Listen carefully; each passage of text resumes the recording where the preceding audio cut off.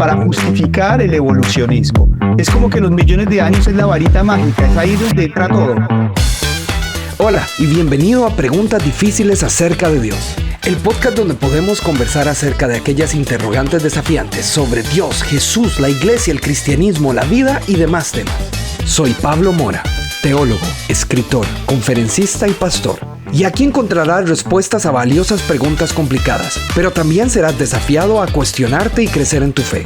Únete a nosotros en Preguntas Difíciles acerca de Dios, mientras desentrañamos las verdades que nos acercan a una conexión más profunda con Dios. Nuestro invitado de hoy es Juan Camilo Tovar, teólogo, filósofo e influencer. Y el tema de hoy es el origen del universo y la existencia de Dios. Y nace de la siguiente pregunta: ¿cómo podemos explicar la existencia de Dios y el origen de todo en medio de tantas teorías y cosmovisiones? ¿En qué puedo creer? Así que, escuchemos la conversación. Juan Camilo, muchísimas gracias por la oportunidad que nos das de aceptar la invitación a Preguntas Difíciles acerca de Dios. Estuve viendo tus redes de Teología en un Minuto, he estado viendo tu Facebook, tu YouTube, tu Instagram, y me parece fascinante lo que haces y cómo respondes a las diferentes preguntas. Hablas de temas delicados que nadie se atreve a hablar, y me imagino que esto ha llevado a que las personas hablen más de vos. Me imagino que has recibido amenazas, te han dicho cosas por los temas que tocas. Yo inclusive he recibido amenazas de muerte de pastores, y entonces me imagino que has pasado por ahí también. Y de nuevo, bienvenido, y contanos un poco más de vos para que las personas te vayan conociendo. Bueno, muchas gracias por la invitación, gracias por poder participar, por este espacio. La verdad, pastor, para mí es un honor. Y bueno, sí, como tú dices, bueno, yo creo que siempre que uno pueda, vamos a decir, expresar algo, siempre vas a tener oposición. Y bueno, lo que tú dices es tal cual, ¿no? Tienes de todo en las redes sociales, desde amenazas hasta cualquier tipo de injurias, calificativos tremendamente peyorativos. Pero bueno, esa es parte de nuestra labor, ¿no? El Señor Jesucristo dijo que si a Él le hicieron lo que le hicieron, ¿cuánto más no nos lo harían a nosotros?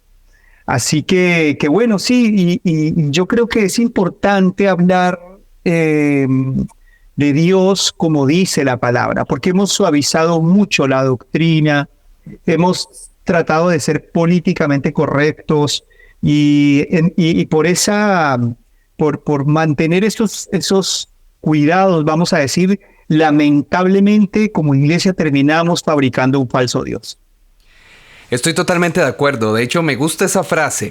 Y justo te cuento que hace un año, más o menos de un año, publicamos un libro llamado Mis dioses deben estar locos, que la base de este libro es esta idea del falso Dios que la gente está creando y cómo ha dado nacimiento a teologías que ni siquiera podríamos llamar teologías, ideales con versículos sacados de contexto. Y creo que sí tocas un punto muy, muy importante. Y hoy vamos a hablar del origen del universo y la existencia de Dios. Y la pregunta que nos llegó dice así: ¿alguien me podría explicar de dónde viene el universo? Si Dios existe, ¿y cómo puedo explicar esto en medio de todas las cosmovisiones que hay, como la teoría del Big Bang, la teoría de cuerdas, el multiverso? No sé qué creer. Y más o menos esa fue la pregunta que nos hicieron. Y de esto es lo que quiero que conversemos con vos hoy. ¿Qué tal si empezamos conversando de las diferentes teorías que hay por ahí y dejamos la Biblia para centrarnos como la última de la conversación? ¿Qué te parece si empezamos por la teoría del Big Bang?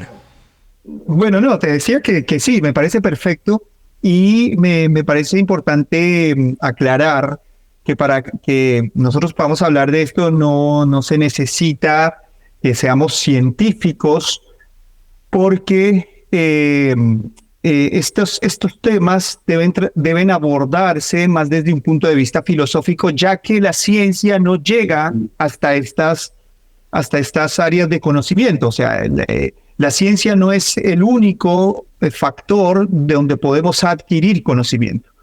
A través de la filosofía se adquiere conocimiento y de la teología. Y son muy necesarias las tres, ¿no? porque la ciencia nos va a ayudar a relacionarnos con la realidad material y con sus fuerzas, pero la realidad inmaterial debe ser abordada con filosofía y con teología. Entonces, muchas personas piensan que si uno habla del Big Bang tiene que ser científico, pero no, no es así. Estos temas incluso se llevan al campo de la filosofía. La ciencia nunca va a poder demostrarlo porque pues claramente la ciencia vamos a decir, la ciencia trabaja, como dije, la materia y con pruebas y con repeticiones y obviamente no se puede ir hasta un punto en el pasado donde se pueda comprobar, por ejemplo, el Big Bang o el multiverso. Todo esto son razonamientos, nada más. Y es que este es un punto súper importante. Porque, digamos, la teoría del Big Bang dice que de un núcleo subatómico explota y de ahí en adelante no deja de crecer por medio de los movimientos fractales. Pero después, a través de esta idea, los movimientos fractales llegan y dicen, bueno, si son fractales, entonces existe el multiverso. Y esto creo que fue propuesto en el 2014, alguien nos sugirió. Y entonces después llega Stephen Hawking y Thomas Hertog y dicen, no. Es que no puede ser así, la teoría del multiverso no puede ser tal cual es porque el universo es más razonable y es finito. Es mucho más razonable y finito de lo que creemos. Y al fin y al cabo, como vos decís, no llega a ser científico, llega a ser más filosófico porque no tienen las pruebas, porque no se puede utilizar el método científico para demostrar y probar que estas teorías son ciertas. Y al final es una teoría filosófica que se cree y asume y utiliza una fórmula matemática, pero fue un ideal de lo que ellos creyeron. Y por eso llegan a contradecirse unas y otras. Y el Big Bang llega a ser cancelado por la teoría de Hawking, pero Hawking llega y dice, no, pero el Big Bang sí es válido. Y después dicen el multiverso, pero después llega y vuelven a decir, no, es que el multiverso ya no es válido. Entonces, como vos decís, se requiere más allá de la ciencia, se requiere la teología y la filosofía para el complemento, para poder hablar de algo tan importante como es el origen de todo, la existencia, el existencialismo humano y la existencia de Dios. Exactamente. Y a mí me parece que una gran evidencia de esto es el hecho de que, por ejemplo, Einstein haya planteado la teoría de la relatividad sin haberla probado científicamente. O sea, fue solamente un ejercicio mental, un ejercicio racional, un ejercicio filosófico, lo que lo llevó a concluir la teoría de la relatividad. Y después la ciencia lo corroboró, con lo cual entendemos que la razón puede llegar primero que la ciencia. Y ese es un punto fantástico. A ver, creo que es ahí donde se cae muchas veces en la lucha entre la ciencia y la religión. Y es que, a ver, está bien generar teorías. Porque inclusive en la teología tenemos teorías, cosas que no podemos explicar. Pero el problema es llamar a esas teorías verdad. Y es ahí donde queda el punto importante. Y es que te enseñan... digamos, vos estudias teología hoy en la universidad y te van a enseñar que la teología del Big Bang es una realidad, siendo una teoría que aún no se ha podido demostrar. Entonces te adoctrinan y se vuelve una religión más que una ciencia, ¿verdad? Es verdad. Y creo que justamente ahí es el punto importante, porque ahorita que nos adentremos más en la existencia de todo y la existencia de Dios, es importante entender que la Biblia nos muestra puntos importantes o básicos que inclusive entre los mismos teólogos no logramos ponernos de acuerdo. Lo analizan de diferentes maneras porque no hay una explicación de cómo fue la creación del mundo, por así decirlo, o la existencialidad de Dios o la existencia de Dios, y puede que nunca lleguemos a tener una explicación de una verdad absoluta bíblica, porque estos son los puntos y las comas bíblicas tararararara, que dicen que es verdad. Pero la ciencia inclusive nos puede llegar en el futuro y tomar esta teoría filosófica, teológica y decirnos, no, ustedes tienen toda la razón. Y esta es la explicación científica de cómo inició todo. Esta es la explicación científica del por qué no podemos explicar la existencia de Dios. Y quería tocar este punto con vos entrando en la existencia de Dios.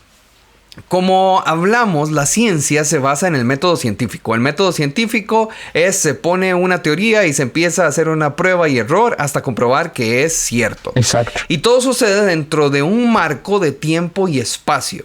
Entonces hay un tiempo y un espacio definido en el cual se prueba la teoría. El problema está en que si empezamos a conversar de Dios y hablamos de que un Dios creador que inclusive creó el tiempo y el espacio, quiere decir que no existe manera científica de explicar la existencia de un ser que no se ubique dentro de un tiempo y un espacio definido. Y por lo tanto no es científicamente medible, y ahí entramos en la filosofía y la teología. ¿Qué pensás vos al respecto? No, me parece fantástico, y esto es algo que deberías conocer el cristianismo, porque es que la ciencia vamos a decir, se levanta sobre temas como si fuera una autoridad en temas que realmente pues no tiene injerencia, porque como hemos dicho, la ciencia debe solamente aplicarse a la materia. Pero entonces nosotros tenemos científicos que dicen Dios no existe, y porque es científico entonces hay que creerle. Es una falacia de falsa autoridad, porque el científico no tiene esa respuesta. El científico en todo caso nos podrá de alguna manera encauzar hacia ese razonamiento, pero la ciencia no va a probar nunca nada, porque estamos hablando de lo inmaterial y de las realidades inmateriales que experimentamos como seres humanos. Entonces, en realidad esto es el cientificismo, ¿no? El cientificismo no es una palabra, vamos a decir, de autoridad, sino que el cientificismo justamente es como el fanático de la religión. El cientificista es el que quiere explicar absolutamente todo con ciencia, así como el religioso o el fanático quiere explicar todo por medio o sea, desatendiendo la ciencia. Entonces, ven los dos extremos, tanto el fanático que no reconoce la ciencia, como el cientificista que no reconoce la filosofía. Y esto tiene que entenderlo la iglesia cristiana, porque viene cualquier persona en nombre de la ciencia y es como que hay que aceptar todo lo que digan, y no es así. Y viceversa, vamos a la viceversa también. Viene cualquier persona en nombre de la teología, dizque hablar de algo que hay pruebas bíblicas que se logró, dizque demostrar. Y entonces todo el mundo le cree porque dicen, uy, sí, palabra de Dios, te adoramos, Señor, ¿verdad? Y hay pruebas científicas al respecto que demuestran que lo que dice la persona no necesariamente es lo correcto. Cualquiera de los dos extremos estamos mal, tanto de un lado como del otro. Y es ahí donde yo creo que podemos ir tocando un poco sobre la creación bíblica. San Agustín decía que existen dos libros sagrados, la Biblia y el Orbe, o la creación. Uno es para leer y analizar y la otra para ver y creer. Y adentrándonos, hablando de la creación bíblica, es complicado porque tenemos diferentes versiones, y creo que este es el mayor problema que ha habido entre la ciencia y la religión y el origen de todo, la existencia del universo. Tenemos diferentes teorías y versiones de Génesis. Por un lado, tenemos los creacionistas jóvenes que creen en 7 días de 24 horas y un universo de 6,000 años. Pero también tenemos la teoría de los 4 días, que dice que Dios creó el espacio y la materia en un día o en el día 1 y creó el tiempo en el día 4, y por lo tanto los primeros 4 días no hay forma de tomarlos como días de 24 horas o completos. Tenemos después la teoría de la brecha de Scofield, que dice que entre Génesis 1 y 2 hay una brecha, hay una creación en Génesis 1 y hay un reorden de la creación en Génesis 2, y no sabemos cuánto tiempo hubo entre uno y el otro, entre Génesis 1, la creación, y Génesis 2, el reacomodo. Y esto dio paso a la teoría cíclica, que dice que si en Génesis 1 Dios hizo algo, se destruyó y se desordenó, en Génesis 2 Dios lo crea como un cielo y una tierra nueva, o sea, lo reacomoda y es un cielo y una tierra nueva. Y eso mismo va a pasar con el universo en Apocalipsis, cuando Dios cree un cielo y una tierra nueva. Dios va a venir a reacomodar lo que quedó destruido. Pero esta teoría tiene un problema, y es que desvalida la razón del sacrificio de Cristo. Y entonces estamos hablando de teología que se está analizando como base simplemente Génesis 1, y terminamos con diferentes teorías de la creación y del universo en un solo capítulo, ¿verdad? Y quería preguntarte, vos personalmente, yo personalmente creo en la teoría de los 4 días. Dios creó el espacio y la materia en el día 1 y el tiempo en el día 4. Pero vos, ¿en cuál estás de pie? Contame.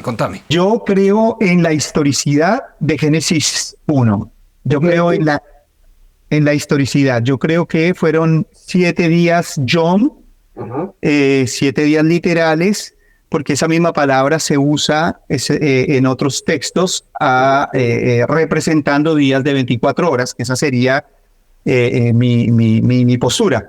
Y como Génesis o como la Biblia es un libro histórico, la Biblia no es un libro científico, la Biblia es un libro histórico y es un libro que, de acuerdo a los testimonios que quedaron registrados en ese documento, nosotros indagamos cómo fue esa revelación de Dios y a través de esa revelación quién es Él, cómo es Él y qué planes tiene.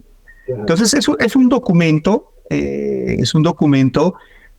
histórico y como te dije, bueno, no es científico. Entonces yo creo en los 7 días. Creo que Génesis lo que nos puede mostrar es que la causa de todo lo que hay, de la materia, del espacio y el tiempo, es Dios. Dios, el Verbo, con su palabra, trajo de la no existencia a la existencia todas las cosas, ¿no? Y que de hecho yo lo compartí en un video en redes sociales acerca de por qué la teoría de la relatividad, incluso el Big Bang, podrían apoyar esta postura. Entonces, básicamente para mí, Génesis 1:1 lo que nos demuestra es la causa incausada que causó todas las cosas. Total y completamente. Y creo que tocas un punto que muchas personas no se han dado cuenta. Si ves a Stephen Hawking en su primer libro, La breve historia del tiempo, él justamente habla del Big Bang y él explica que tuvo que haber tenido un inicio y que ese inicio tuvo que haber tenido un iniciador y tuvo que haber sido una ente o una mente superior. Y luego vemos su historia, la de Stephen Hawking, se divorcia, termina enojándose con Dios y se dedica el resto de su vida a desvalidar la existencia de Dios desde una perspectiva científica y matemática, respondiendo a una pregunta filosófica. Y ahí entraron las teorías de la fluctuación del vacío, las de la contracción y la expansión, los ciclos de contracción y expansión, el principio antrópico, la teoría de cuerdas, el multiverso, los agujeros negros y ahora la materia oscura. Pero al final todos llegan al punto inicial. Ok, sí, el Big Bang, fantástico, pero al final, ¿de dónde salió todo? La materia no se crea ni se destruye, ley de la conservación de la materia, pero algo o alguien la creó. ¿De dónde salió? Llegamos al punto inicial. El Big Bang podría ser una explicación de lo que Dios hizo, de su proceso. De Dios llega, dice hágase y se da una explosión. O Dios llega y dice hágase y se crea un proceso de creación. Bueno, te decía que más que la explosión, lo que podemos es observar la causa, el inicio del universo. El inicio, porque antes se pensaba que el universo era eterno, antes se pensaba que la materia era eterna, y estos conceptos vienen incluso desde mucho antes de la filosofía clásica. Claro. Nosotros ya vemos estas ideas en los pueblos indoeuropeos, de donde salieron los judíos, ¿no? Con ideas de donde se manejaba que la materia era eterna. Los dioses habían venido a darle molde, a moldear la materia. Sin embargo, cuando Abraham sale de Ur de los Caldeos, de lo que serían aquellos pueblos indoeuropeos, ya él sale con una, vamos a decir, un pensamiento revolucionario. Hay un solo Dios que causó todas las cosas, incluso creó la materia. Fíjate que eso hasta este tiempo viene afectando la manera de pensar de las sociedades y de las culturas, porque para los pueblos indoeuropeos que decían que la materia era eterna, se tiene la concepción de que la materia es mala, se tiene la concepción de que la materia es una cárcel. Para Platón, la muerte era una liberación de la cárcel. Exactamente, ajá. Porque la materia era mala. En contraste con los pueblos semitas, ¿no? Y las religiones abrámicas, para ellos la materia es buena porque Dios la creó. Entonces, el hecho de que hayan estas distinciones, nosotros podemos, vamos a decir, hoy también distinguir los pensamientos.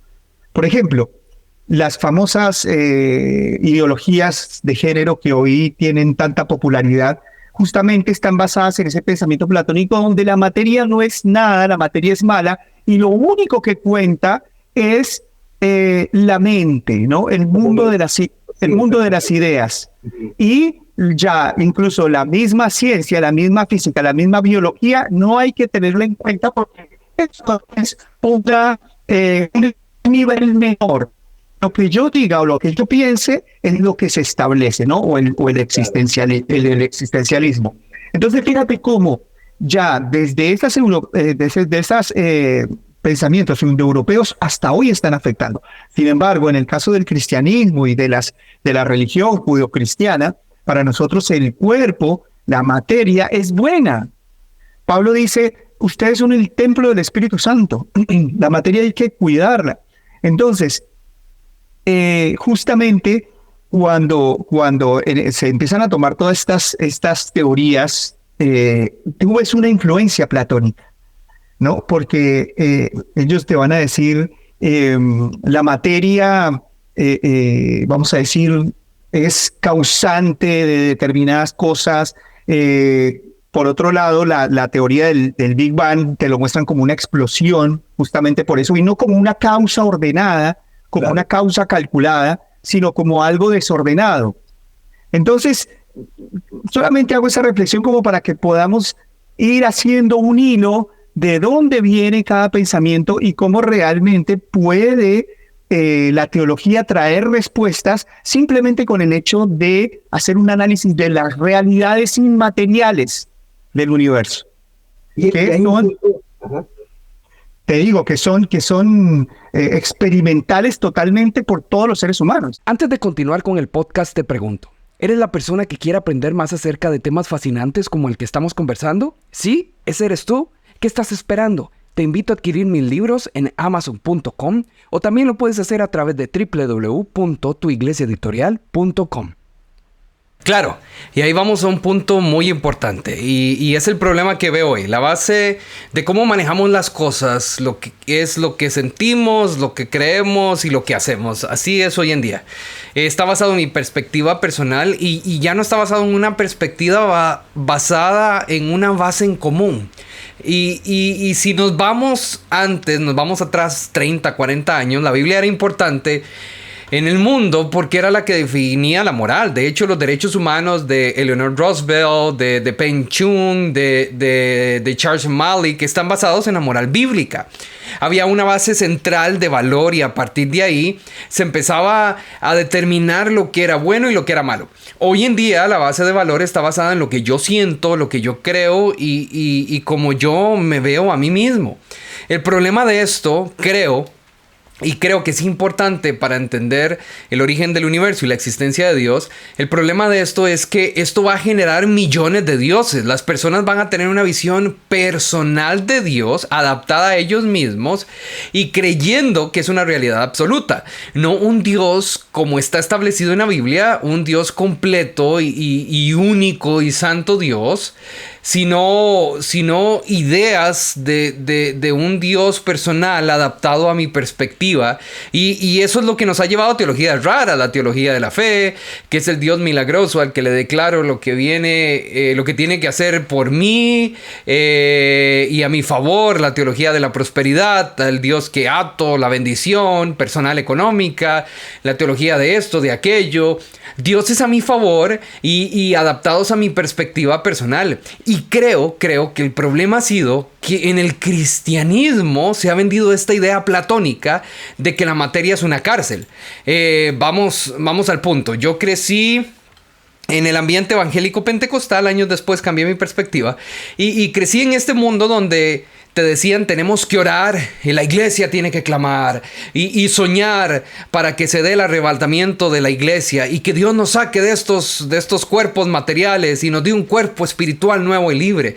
Es la misma idea de la materialidad de Platón, sí. y de que si nos morimos somos libres y ya no necesitamos esta materia que es una cárcel. Sí, y esta es la idea que se le ha vendido a la gente y es la misma idea con la que las personas analizan el origen de todo. Entonces, esta tierra, desde esta perspectiva, se convierte en una tierra maldita y se nos olvida que esta tierra es un milagro de Dios, una creación perfecta, fantastibulosa, maravillosa, que Dios ha creado, donde vemos sus obras, pero desde esta perspectiva se convierte en una maldición. Y muchos cristianos lo ven así, cristianos que han deseado que sea el fin de los tiempos, el arrebatamiento de la iglesia para dejar de estar aquí, de esta maldición en la que vivimos todos los días. Y qué difícil reconciliar la idea de que Dios es increíble, santo, maravilloso, un Dios creador que tiene en su poder la capacidad de crear todo lo que existe a partir de la nada y que lo que Él crea es una bendición y es perfecto, que nosotros la echamos a perder, sí la echamos a perder en cierta forma, pero eso no elimina que es una bendición y una obra maravillosa de Dios, y a partir de ahí empezar a analizar la creación de todo, la creación del universo, los planetas, la creación de este planeta, y como hablábamos fuera de micrófonos, ahora el clima anda desorientado y hace frío cuando no es y calor cuando no toca, pero sigue siendo una bendición de Dios. Y ahí te voy a hacer una pregunta. Como joven creacionista de 7 días de la creación de 24 horas y 6,000 años, ¿cómo logras validar? Y esta es una pregunta que he tenido y nunca había tenido la oportunidad de hacerla. ¿Cómo logras validar descubrimientos arqueológicos que pueden que se vayan más atrás de 6,000 años hasta millones de años atrás? Y te lo pregunto sinceramente porque nunca había podido hacer esta pregunta. Bueno, mira, bajo un análisis de las diferentes escuelas científicas, vemos primero vemos muchos números diferentes. Claro. Yo sé que cuando hablamos de millones de años, pues los cálculos no tendrían que ser exactos, ¿no? Porque millones de años son millones de años. Sin embargo, los millones de años han sido un arma del evolucionismo para justificar el evolucionismo. Es como que los millones de años es la varita mágica, es ahí donde entra todo. Así como para el creyente o el religioso fanático, todo lo arregla con fe, o sea, y con imaginación, porque ni siquiera es fe, con imaginación frondosa. Para los evolucionistas, la varita mágica, la vieja confiable, es los millones de años. Claro. Entonces, los millones de años es algo que no se puede comprobar, no se puede comprobar. Yo sé que podemos irnos al carbono 14 y nos tiran datas antiquísimas de determinados fósiles, pero los científicos no logran ponerse de acuerdo con determinados números. Algunos dicen otros dicen otros. Uno de los argumentos que ellos usan son las capas. Las capas geológicas. Las capas de la Tierra. Y de una manera muy asombrosa, la arqueología cristiana, porque es que ten en cuenta esto, y una cosa es la arqueología buen punto. Atea, que dicen, tiene su escuela y tiene su librito, y otra cosa es la arqueología cristiana.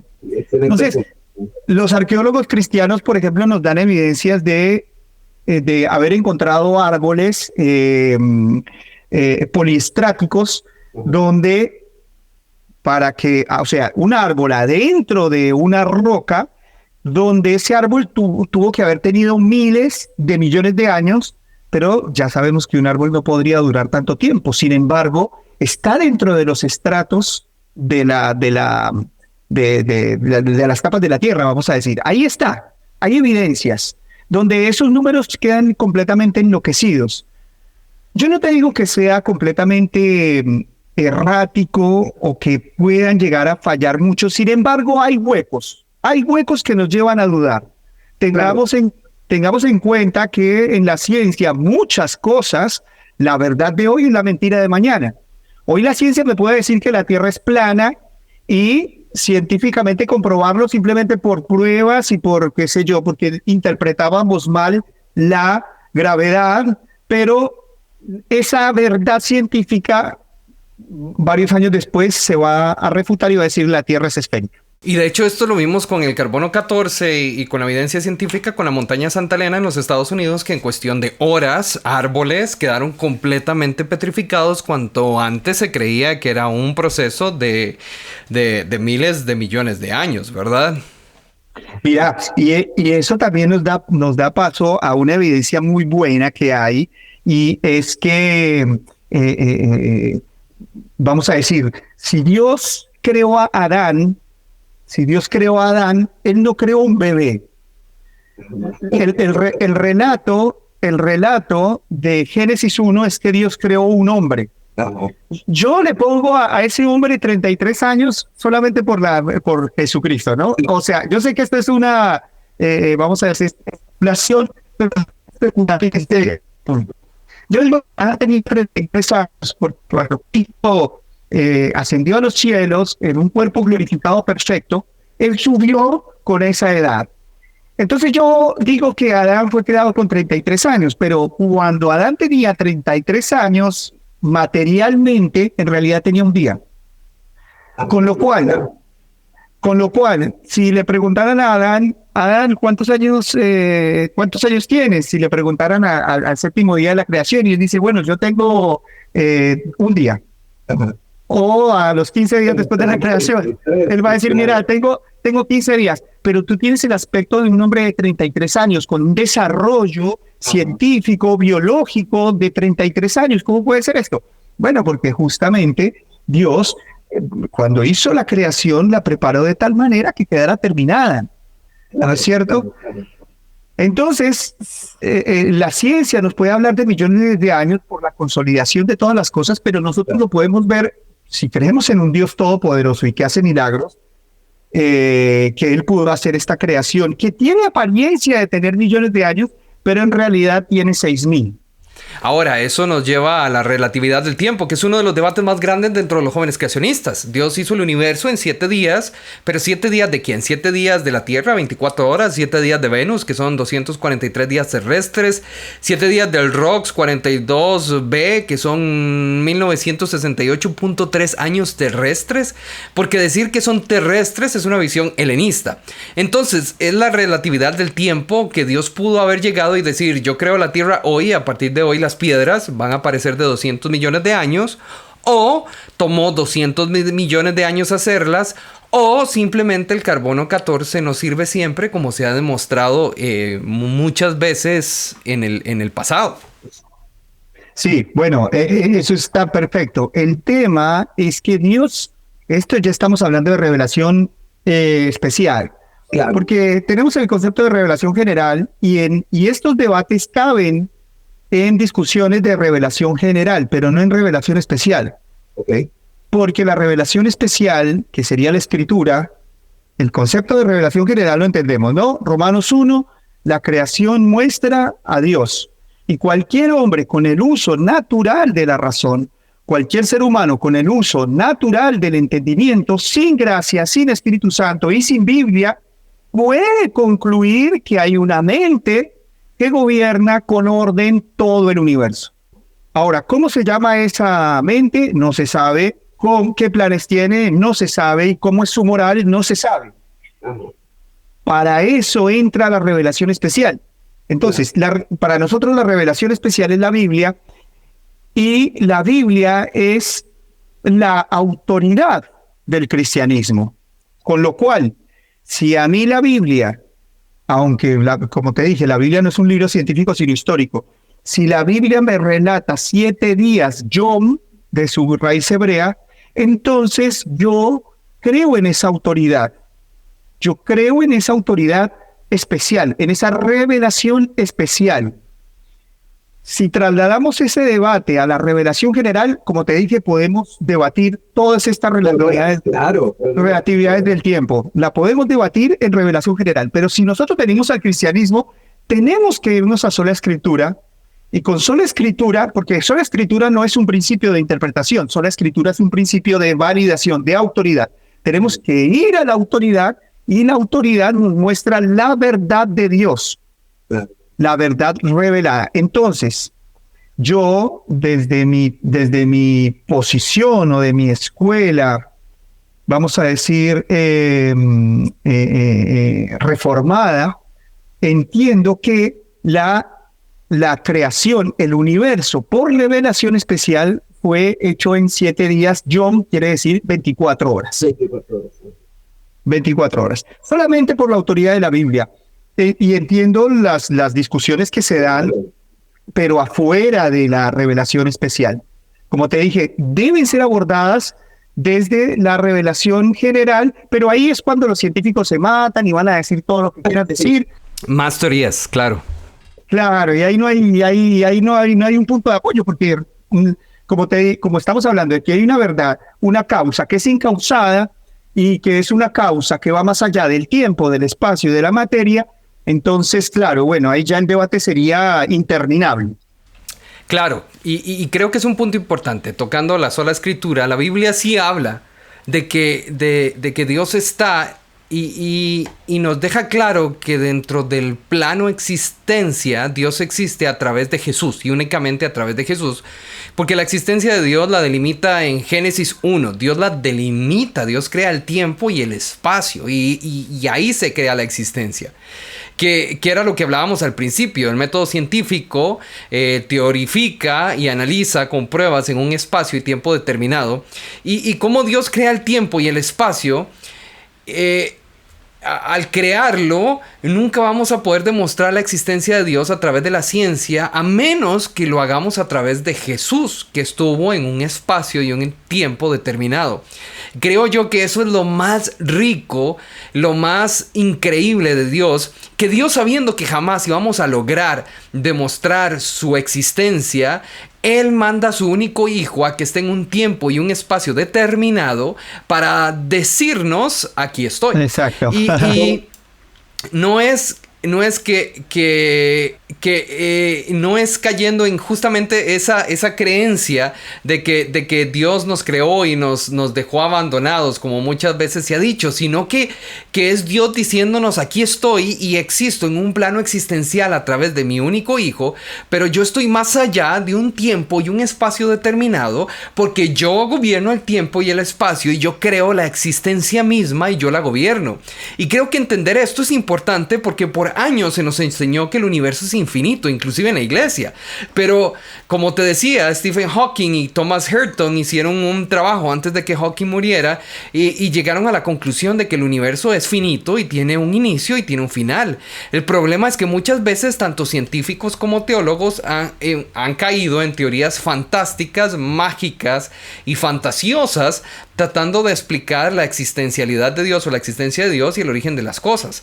Y en el cristianismo nos salimos de la sola escritura interpretando a gusto personal, lo que hablábamos al principio, pero creo que Dios en su infinita gracia permitió que la Biblia esté escrita, sea sencilla de entender sin sacar versículos de contexto y nos explica cosas que son más allá de lo que pensamos de una manera sencilla.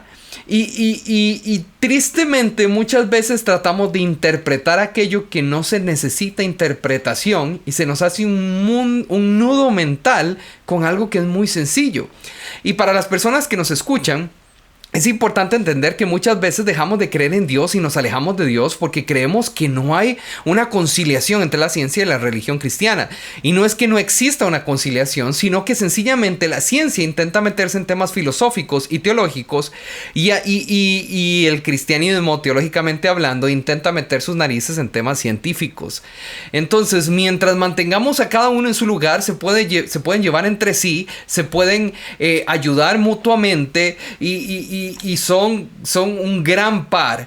Y de ahí es donde salen grandes científicos que han sido cristianos y que han llevado a avances modernos, tecnológicos, médicos. Y es lindo entender que Dios creó todo en un orden. La ciencia intenta explicar ese orden. La filosofía busca una razón del por qué existe un orden. Y la teología busca validar ese orden. Y de hecho, existe la ciencia del fine tuning, que es la que trata de explicar cómo Dios o esa mente creadora puso todo en su lugar, en las perillas, en un lugar exacto, ¿verdad? Y Dios es un Dios de orden, un Dios que al ser ordenado nos deja las cosas claras, nos las explica a través de su palabra, si no sacamos versículos de contexto, claro. Y aquí te voy a hacer una pregunta desde tu perspectiva. ¿Cómo crees que todo esto de la creación, de todo, de la existencia de Dios, afecta nuestro propósito de la vida en nuestro día a día? Vos como influencer, como teólogo, ¿cómo crees que nos puede afectar de manera positiva la existencia de un Dios creador? ¿Y cómo puede eso darnos paso a tener una fe más sólida?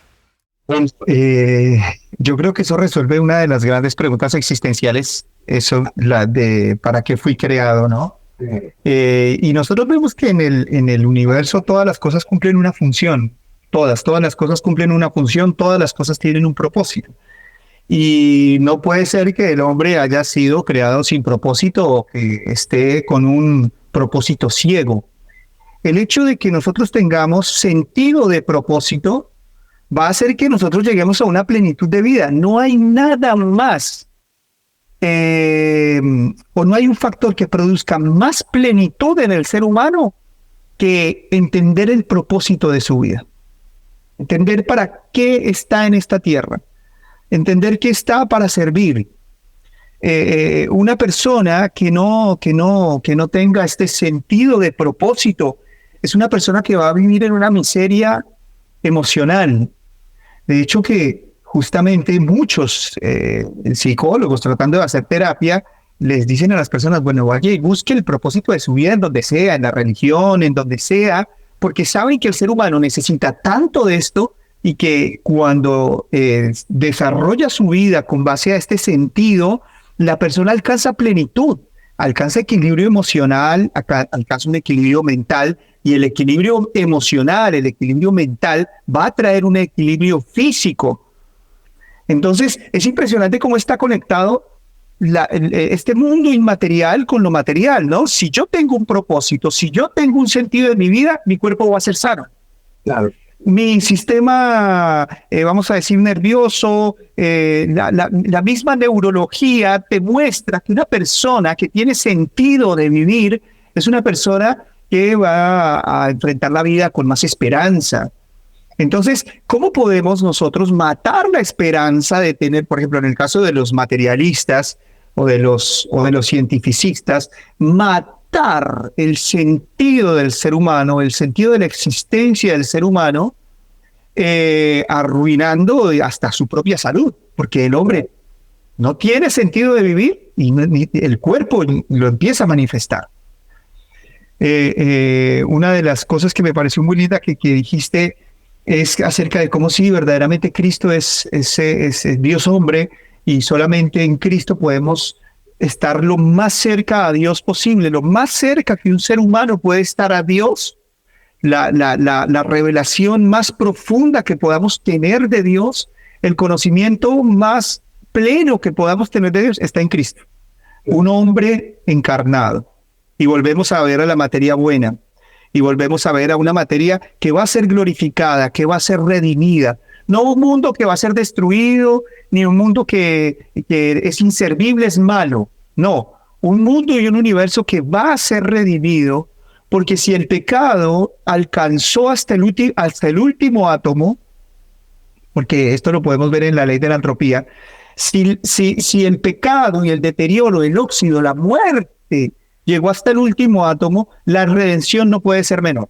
Con lo cual, esto le da mucho más sentido a nuestra vida. Si nosotros creemos, incluso mira que estas teologías, no sé cómo será tu posición, yo tengo una posición pactualista, no soy dispensacionalista, pero el dispensacionalismo justamente ve a toda esta materia como algo inservible y nosotros vamos a ser solamente almas redimidas. Tampoco soy dispensacionalista.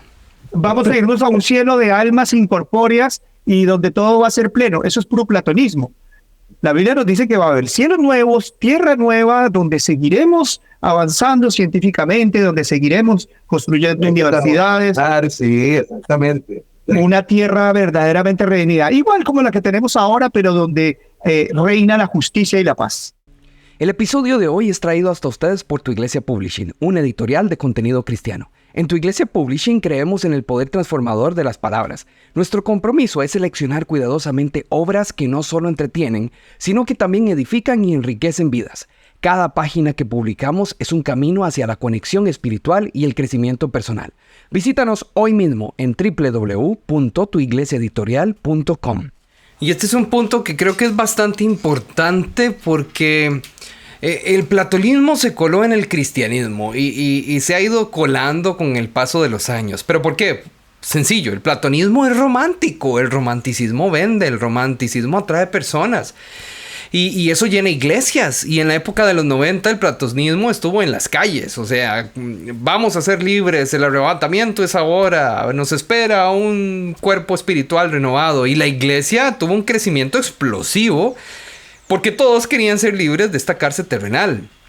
Platonismo puro, y estas ideas platónicas dieron paso a cosas como el suicidio masivo allá en Johnstown, Guyanas, en el 78, donde más de 900 personas cristianas se suicidaron porque el pastor les enseñó que el rapto era morir todos juntos y el alma iba a ser arrebatada porque iban a ser almas incorpóreas.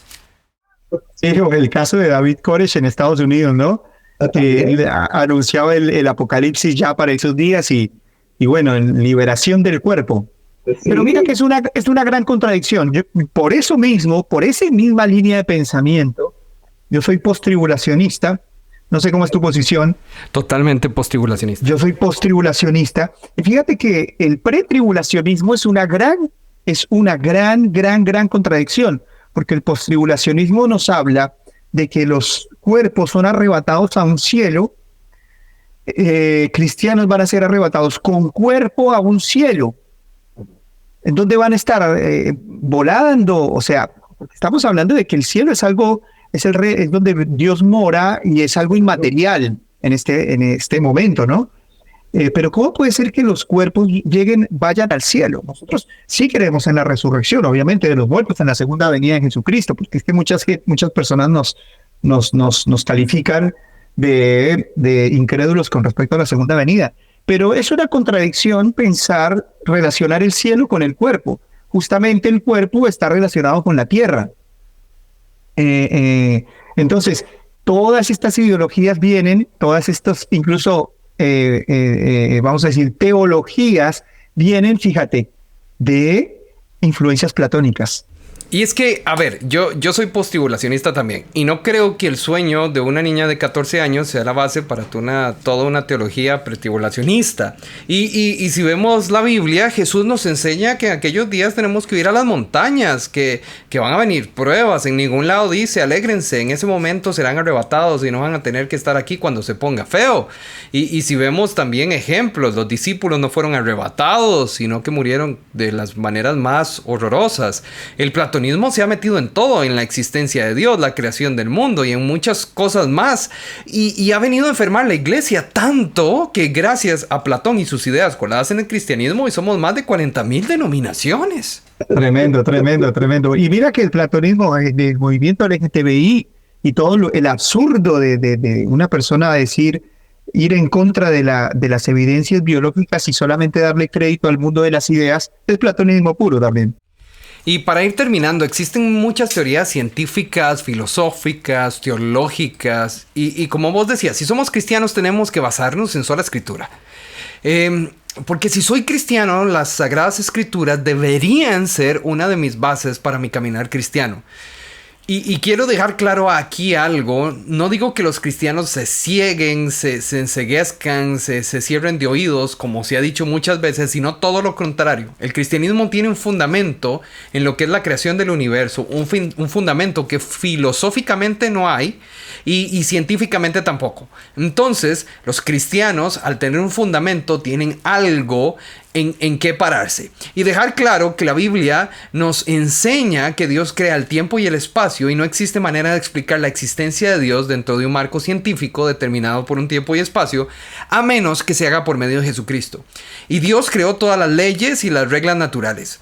Y es importante rescatar que la idea de este podcast es que el escucha pueda conversar con nosotros y con esta conversación tenga bases para una fe más sólida en Dios.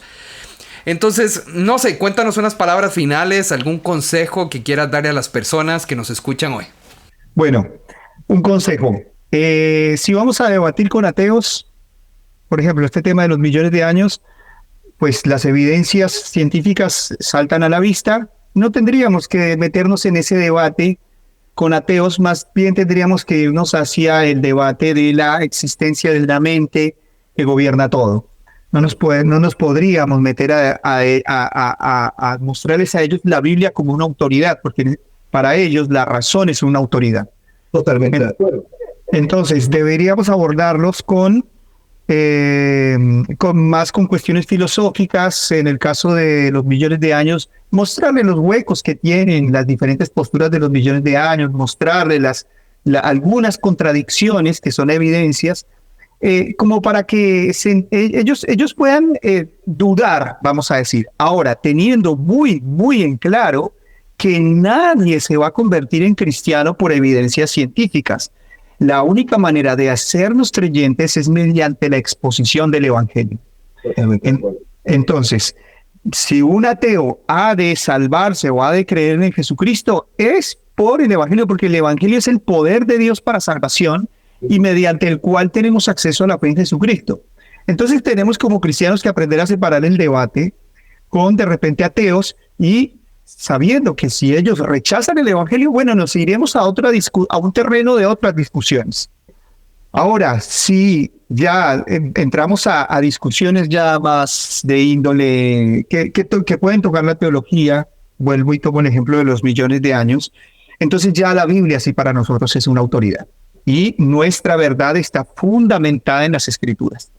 Entonces fíjate que por ahí a veces yo he visto, y se nos da también casos en los seminarios o en los debates con ateos, que cristianos empiezan a debatir con el mundo ateo, con el mundo científico, con Biblia.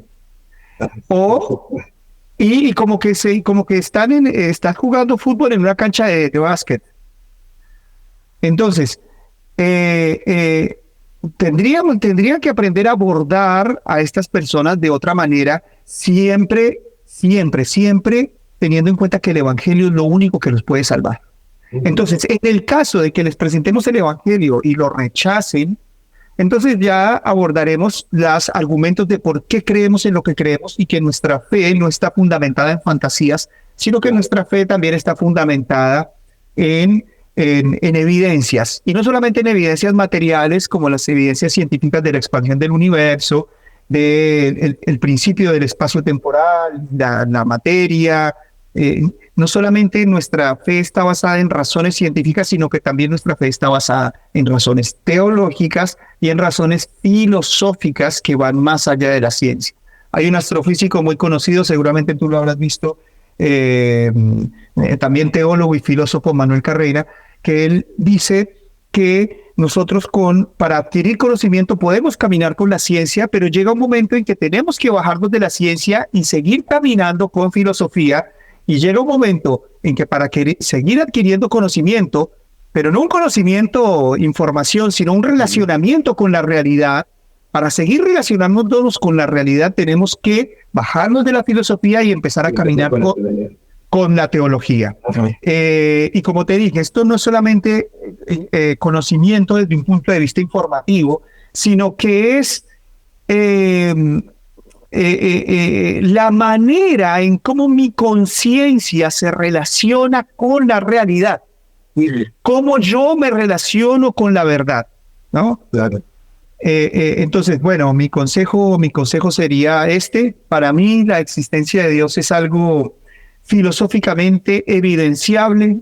Para mí una de los argumentos que más me gustan es la aplicabilidad de las matemáticas. Todo se explica matemáticamente y si todo se explica matemáticamente, el universo se explica matemáticamente, geométricamente, las fuerzas, la física, todo tiene una explicación matemática.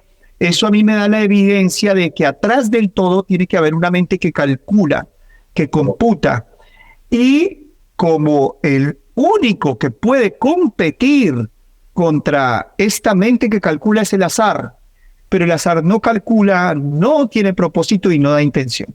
Entonces, racionalmente, filosóficamente, tengo la certeza de que hay un Dios, y teológicamente tengo la certeza absoluta de que el cristianismo es la religión verdadera. Cuéntale a las personas antes de irnos cuáles son tus redes, dónde te pueden seguir, cuáles son tus canales sociales. Bueno, me encuentran como Juan Camilo Tovar con B corta, Juan Camilo Tovar con B corta. En Facebook lo tengo con una sola palabra, Juan Camilo. Y me van a encontrar, bueno, en todas las redes, Facebook, Instagram, YouTube y TikTok, con Juan Camilo Tovar, pero en TikTok tengo un nombre, vamos a decir, paralelo, no sé cómo es que se dice, que sería Teología en un Minuto en TikTok, Lee la Biblia Hoy en Instagram y en YouTube también, Lee la Biblia Hoy. Y bueno, Juan Camilo en Facebook ya solamente uno. Perfecto, pues ya escucharon, Juan Camilo Tovar en Facebook, Lee la Biblia en YouTube e Instagram, Teología en un Minuto en TikTok. Muchísimas gracias una vez más, Juan Camilo, por esta oportunidad de hoy. Hoy ha sido un honor esta conversación para nosotros. Y para todos ustedes, esto fue Preguntas Difíciles acerca de Dios. Antes de que te vayas, este podcast es traído a ustedes gracias a Tu Iglesia Ministerios. Para conocer más acerca de este ministerio lo puedes hacer en www.tuiglesia.org. Nos escuchamos en nuestro próximo episodio.